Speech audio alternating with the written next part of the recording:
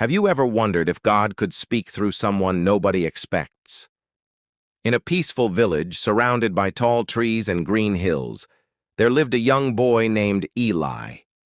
He was known for being kind, humble, and obedient. Every morning before the sun rose, Eli would pick up his small basket and walk into the forest to gather firewood for his family. The forest was always quiet.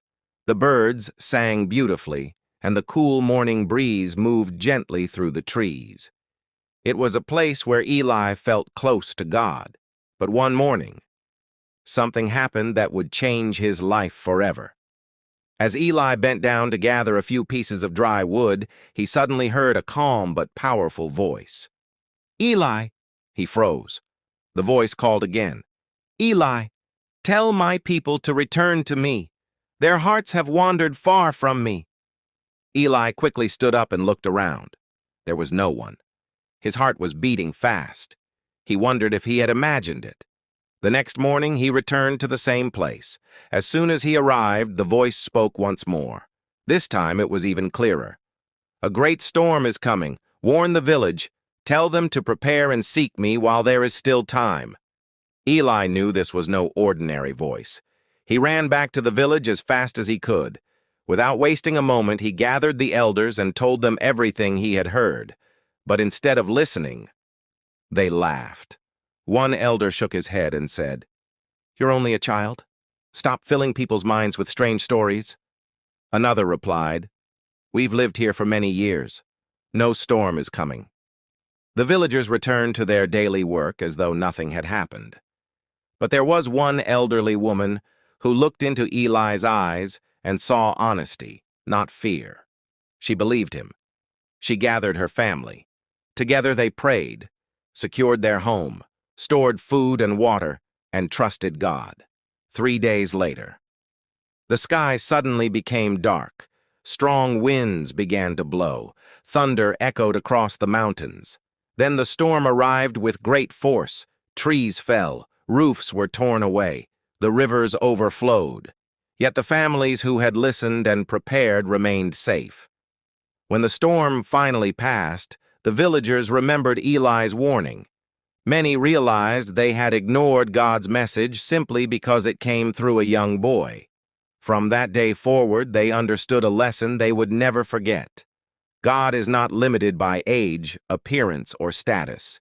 He can choose anyone who is willing to listen and obey. So never ignore God's voice because of the messenger.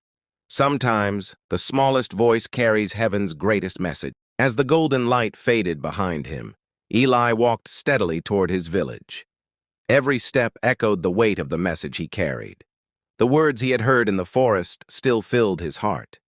In the distance, smoke rose gently from cooking fires. Children laughed as they played. Farmers returned from their fields, unaware that their peaceful village was standing on the edge of a great test. Eli whispered softly, "Lord, give me courage to speak your message, even if no one believes me." With a deep breath, he stepped into the village. The village square was alive with conversation. Farmers displayed their harvest. Children ran from one end of the square to the other, and the elders sat beneath the great baobab tree discussing the affairs of the village. Eli tightened his grip on the basket. His heart beat faster with every step. He remembered the words spoken to him in the forest and knew there was no turning back. Gathering all his courage, he stepped into the center of the square and raised his voice. "Please, everyone, listen to me."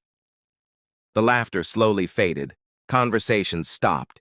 Curious eyes turned toward the young boy standing alone in the middle of the village. Eli took a deep breath. "God has sent me with a warning. A great storm is coming. We must return to him while there is still time." Silence filled the square. The silence lasted only a few moments before murmurs spread across the crowd. The elders looked at one another. Then one of them slowly stood to his feet. His face carried years of wisdom, but his eyes were filled with doubt. He looked directly at Eli and spoke with a faint smile. "Young boy, are we supposed to believe that God ignored all the elders of this village and chose a child instead?" A few people laughed quietly. Soon the laughter spread through the crowd. Another elder shook his head and said, "We've lived through many rainy seasons. Storms come and go. Stop frightening the people with stories." Eli lowered his head for a moment, but then he remembered the peace he had felt in the forest. He looked up again, not with anger, but with courage. "I am only telling you what I heard, whether you believe me or not. The warning is real." The laughter faded, but many still refused to listen. As the crowd slowly dispersed, most of the villagers shook their heads and returned to their daily routines. To them, Eli's warning was nothing more than the imagination of a young boy. But not everyone walked away. An elderly woman remained standing beneath the great baobab tree. Her eyes stayed fixed on Eli, not with doubt, but with quiet understanding. She slowly walked toward him and gently placed her hand on his shoulder. "My son," she said softly, "many years ago I learned that God often speaks through those people least expect. I believe you." Tears welled up in Eli's eyes. For the first time since returning from the forest, he realized he was not alone. The old woman looked toward the darkening sky and whispered, "If this warning truly comes from God, then we must prepare before it is too late." Together they began gathering food, strengthening their homes, and praying, while the rest of the village laughed and carried on as though tomorrow would be like every other day. The next morning, the village woke to an unusual silence. The cheerful songs of birds were gone, and even the wind seemed to hold its breath. Eli stepped outside his home and looked toward the horizon. Dark clouds were gathering faster than anyone had ever seen before. The elderly woman who had believed his message stood beside him. She looked at the sky and quietly whispered, "The warning has begun." In the village square, people continued their daily activities. Some laughed, some traded in the market, and others ignored the strange change in the weather.